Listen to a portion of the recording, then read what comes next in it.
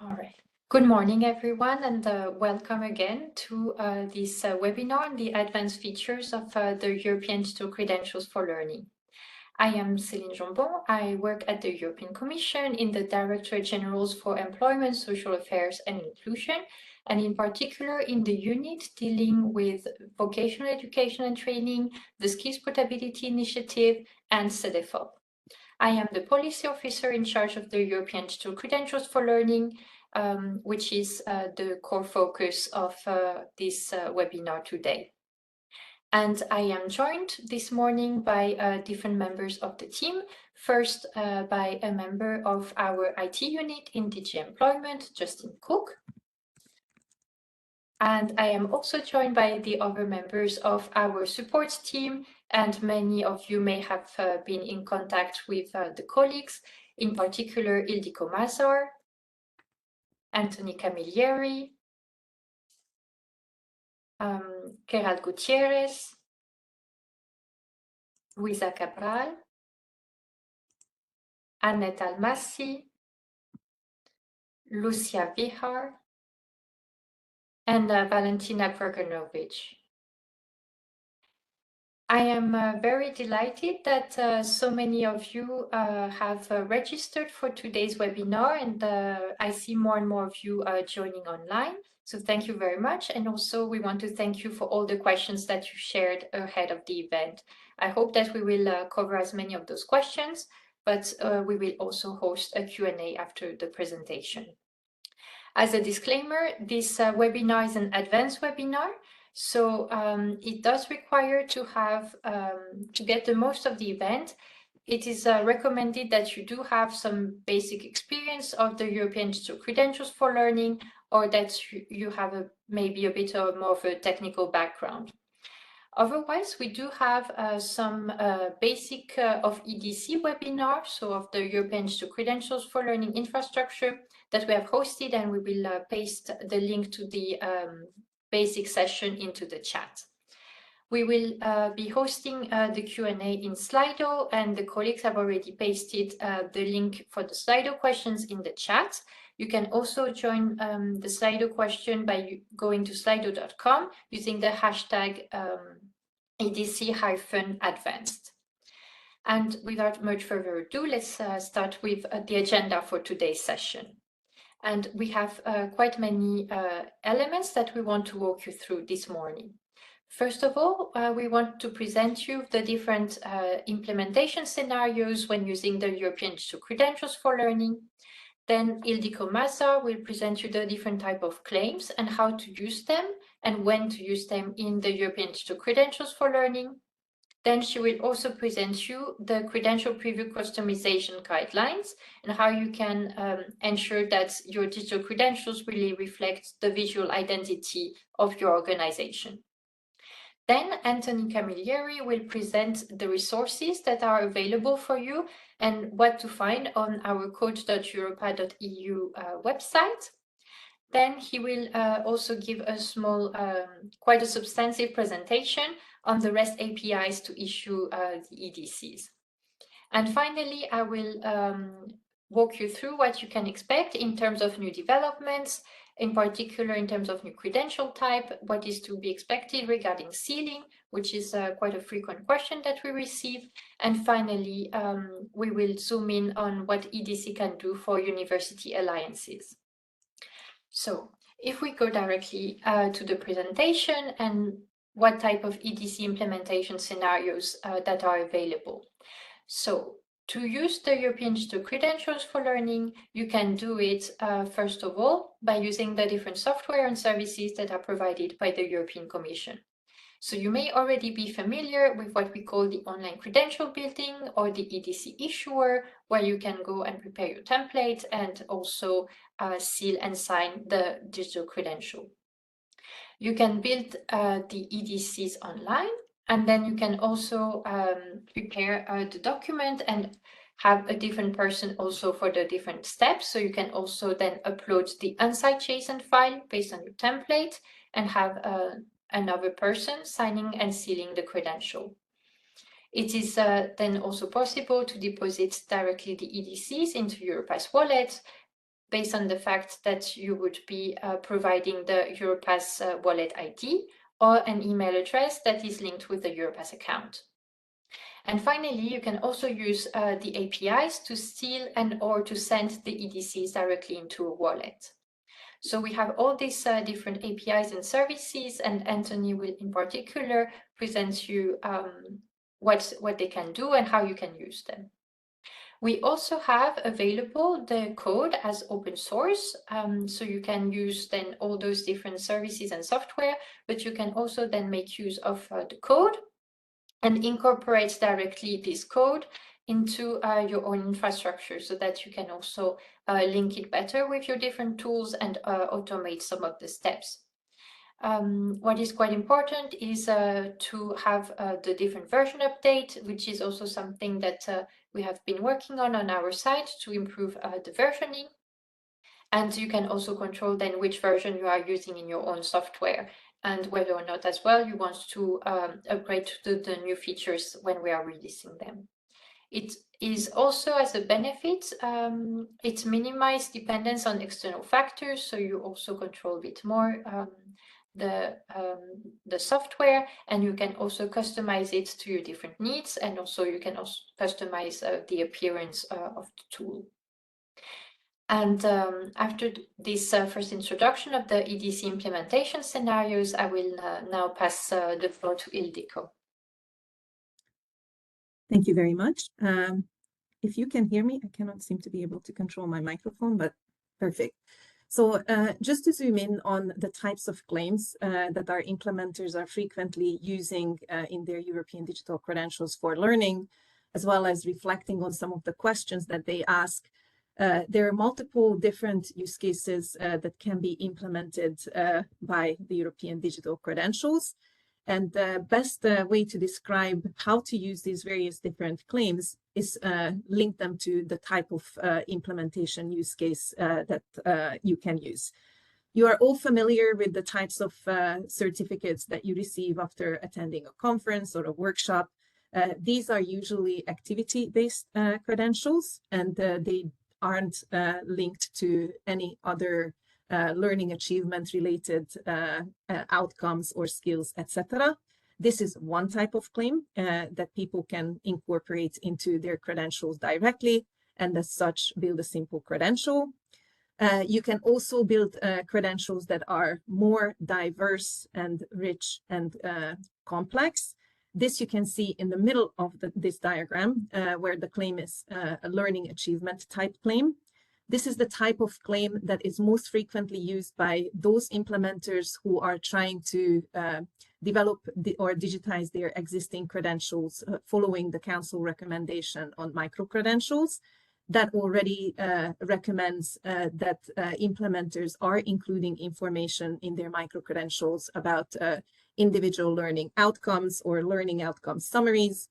CEDAW has guidelines published about how to formulate such learning outcomes, but also you can see more complex credentials, macro credentials, such as, for example, diploma supplements that also consist of multiple smaller achievements, each of which are linked to learning outcomes, and the learning outcomes could be linked to individual skills and knowledge concepts from familiar taxonomies and frameworks such as ESCO, the European Classification of Skills and Occupations, or DigComp, which is the Digital Competency Framework. A third type of claim that is frequently used by some of our implementers can best be described by the implementation scenario of issuing transcripts of records. Basically, this is just a list of assessment results. And when you are building a transcript of record type digital credential, you're basically using the learning assessment type claim. Something else that you can see on this diagram is that the learning achievement claim can be linked to these other two. So while in standalone, these claims can also work in simpler credentials, like I mentioned before, learning activities can represent without being linked to learning achievements in certificates of attendance. Learning assessment claims can be used standalone for transcripts of records.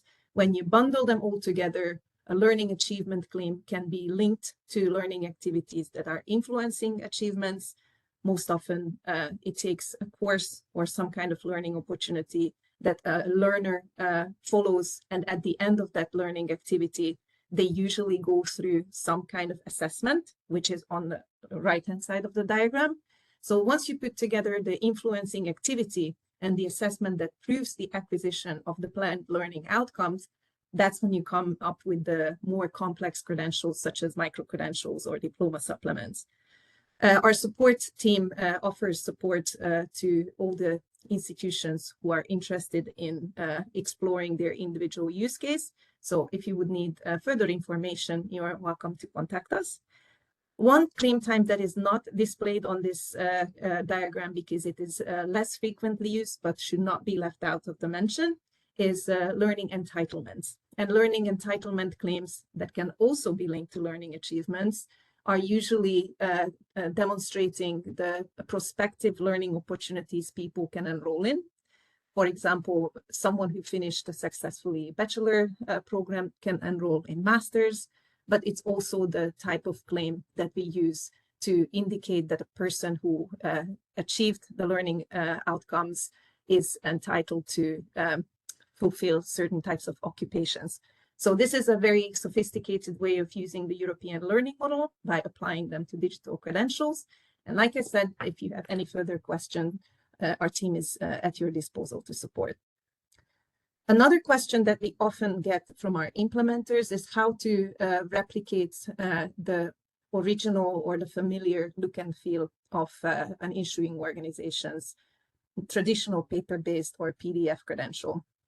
For that, for our advanced users, we allow the use of custom HTML templates. If you ever use the online credential builder function of our EDC issuer, you will see that there's an option to link a custom HTML template to your credentials. It is not necessary, and we have a default look and feel, which you can see on the screen on the right-hand side. So if you are happy with the very simple but elegant display of just the basic information about the title of the credential holder's name, you can just leave the custom HTML template empty. But if you would like to make it a little bit more resembling of your original credentials or be more information rich, display grades, for example, or a list of subjects or footnotes, etc., you can use the custom HTML templates where you use the custom HTML template with time leaf codes. And the time leaf codes are basically referencing elements of the credential metadata that will be displayed within that custom HTML context on the credentials face. You can also customize the background image. This currently has to be a portrait type A4 image. And you can also specify wildcards. So if you are not pulling information from the metadata, such as the name of the credential holder, ECTS credit points, or name of the title of the claim, you can also put regular text, footnotes, etc., and reference them as wildcards. And I do have a screen that I can show you about what it looks like in reality. So this is what your custom HTML template would look like when you create it. And when you look at the outcome end of these credentials, I can move this, apologies. No, I cannot move this.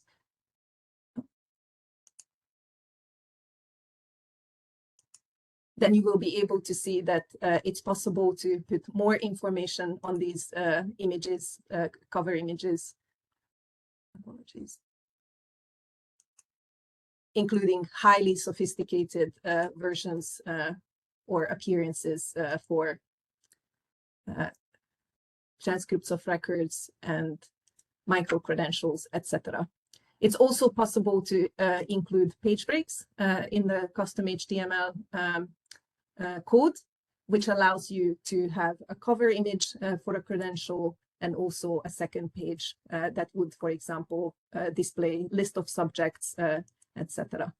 So this would be the second page of a transcript of records. back to the slides.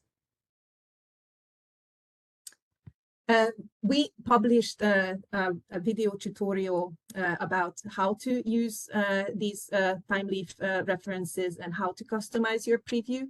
So when we do share the slides after the webinar, you will be able to click on the video and see a short walkthrough of how exactly to reference the institutional logo, various titles of the credential or the claims and other information.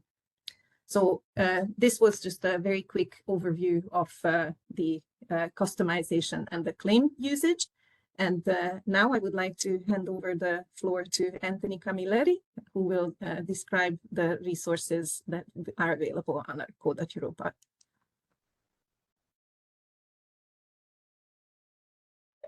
Okay, thank you very much. So I'm going to share my screen a little bit.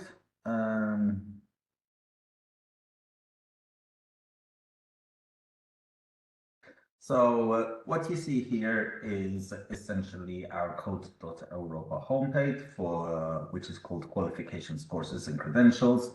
And you'll see that we have 3 repositories over here. The first is for the qualifications dataset register, but that isn't the point of the webinar today. And then you see that we have ELM support and European Digital Credentials repositories. I'll start with the European Digital Credentials repository. This EDC repository is... Anthony, I think you're sharing your whole screen as opposed to just the window. Oh, thank you. Let's try that again.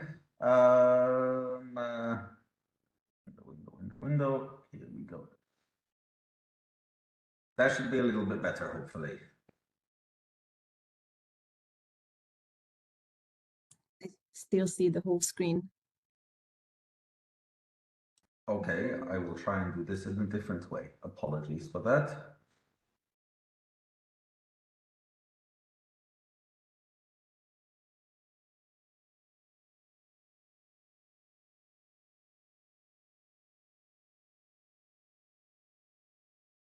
Okay, wonderful. So, sorry about that. So, this is the European Digital Credentials repository. What this repository is an open source version of the code of the EDC. So by installing what you find in this repository, you are able to run a version of EDC locally.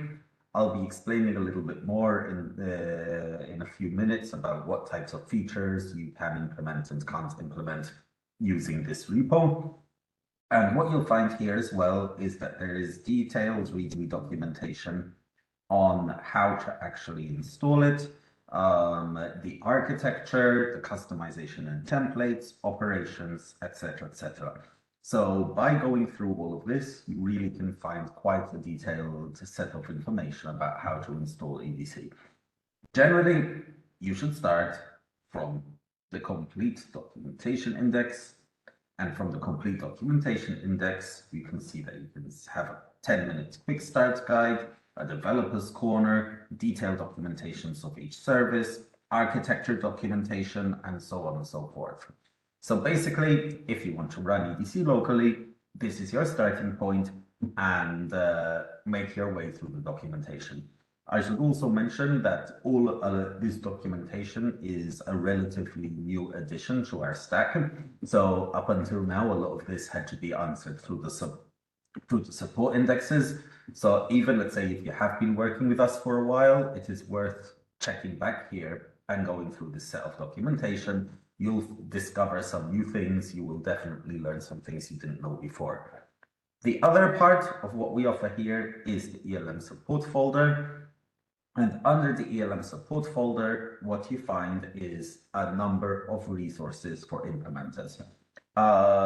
This folder, unlike the other one, is slightly less technical. So here you find just some examples of credentials. And here is, let's say, a whole different set of credentials. And you can find signed credentials, unsigned credentials. And basically, if you're just looking at what should a proper credential look like, you will find it kind of in these examples. The other thing that you will find here is a set of mappings against other credential formats. and you fire, and that's the set that we have here. So this kind of covers the codes.europa resources. And I think I can just go straight towards explaining how you actually use this in terms of APIs. So we get a lot of questions in terms of what types of APIs can be used and how do you use APIs for digital credentials. So what we're going to do, rather than taking you through each API and let's say showing you the Slido documentation and so on, what we are going to do is try and explain the architecture of EDC a little bit and explain to you where APIs come in and what you can do programmatically and what you need the interface for. So I'm going to share a different screen now.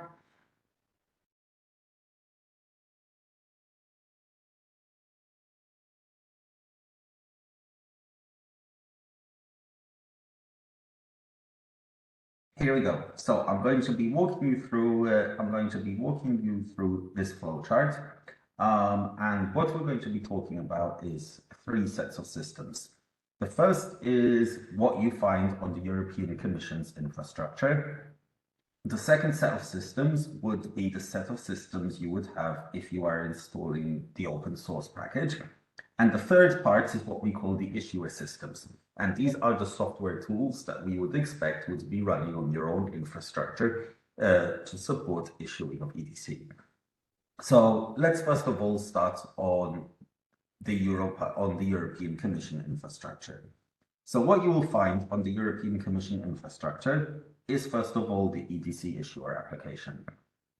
The EDC issuer application does 2 things. It has an online credential builder that allows you to essentially prepare the data for a credential.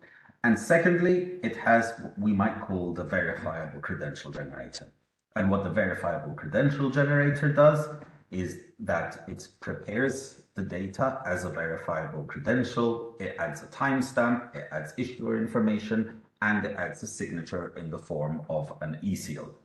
The e-seal is signed via a local certificate or via a hardware security module that resides on your machine and that doesn't reside on the Commission servers. Once the EDC issuer does its magic, what it does is it issues a credential at the end of the process. That credential is deposited into the EDC wallet via a deposit API. So to get into the EDC wallet, a credential is deposited via an API. Now, this API is a public API, which means that the EDC issuer on the Commission infrastructure can deposit to it, but any other system that is running outside the Commission infrastructure can also deposit credentials to that wallet. The EDC wallet is connected to the EDC viewer that allows you to view credentials. The EDC viewer is connected to the verifier that allows you to verify credentials. On the Commission infrastructure, the front end to the EDC wallet is the Europass library. So when a user logs into Europass and they go to the library function of Europass, they will see a list of their credentials, and that list of credentials is retrieved from the EDC wallet. If you want to use any of these systems, there's of course login to authenticate to them, and the authentication for all of these systems happens via a service called EU Login.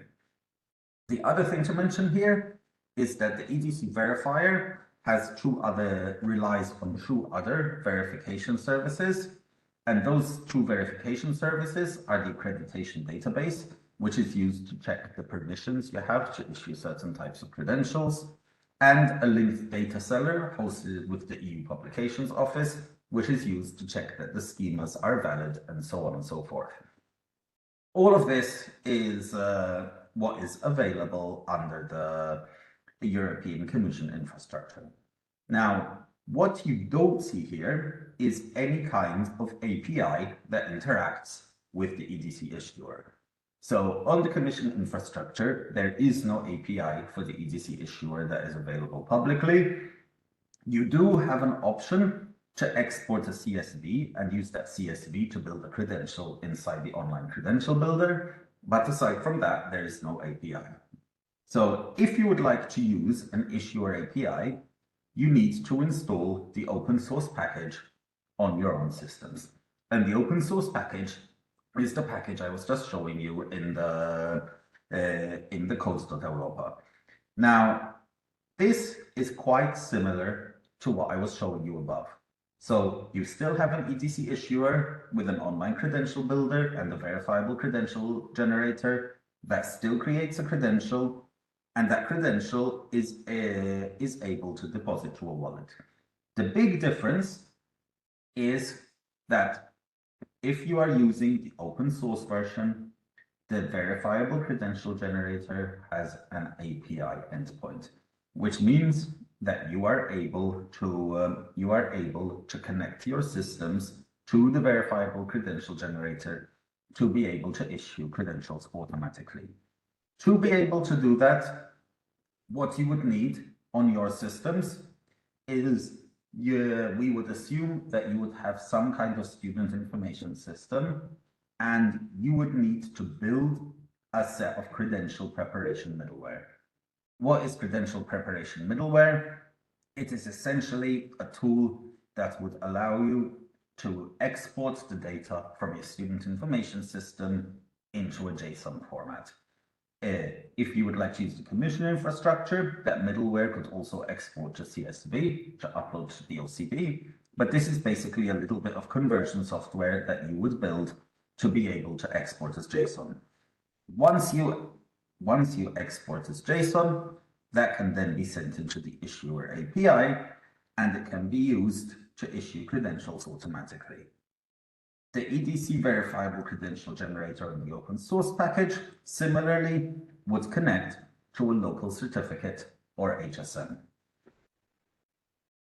Once you have the credential in the open source package, then you have a couple of options what to do with it. The simplest option is that you can deposit it directly to Europass. So the open source package has the ability to deposit credentials to Europass. You don't need to operate your own credential wallet. You don't need to operate your own, let's say, portfolio. So you can very easily stop here that you say credential deposited to Europass wallet, and then you allow the commission infrastructure to store the credential, view the credential, verify the credential.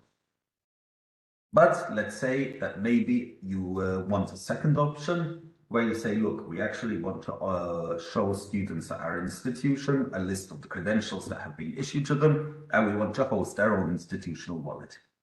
If you want to do that, that is possible because our open source package also bundles the EDC wallet and the EDC viewer. So you can choose to host these components locally as well.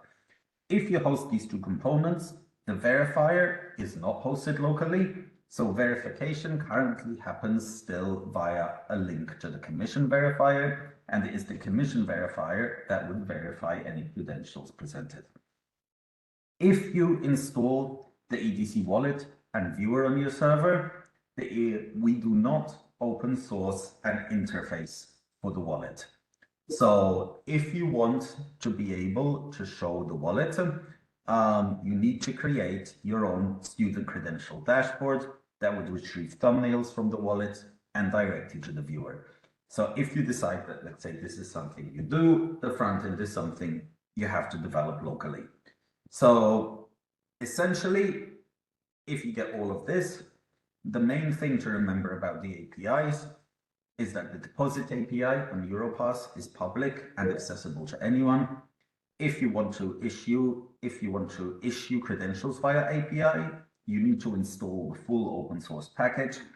Once you have that installed, the most important things are to be able to prepare the data in the appropriate format as a JSON to feed to the issuer API.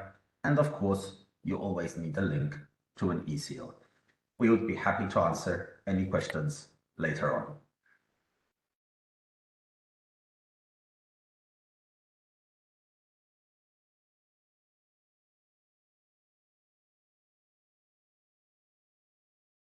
And back to you, Selina.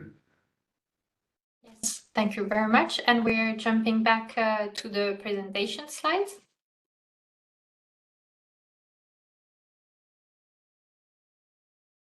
And this is to say what we have coming right up.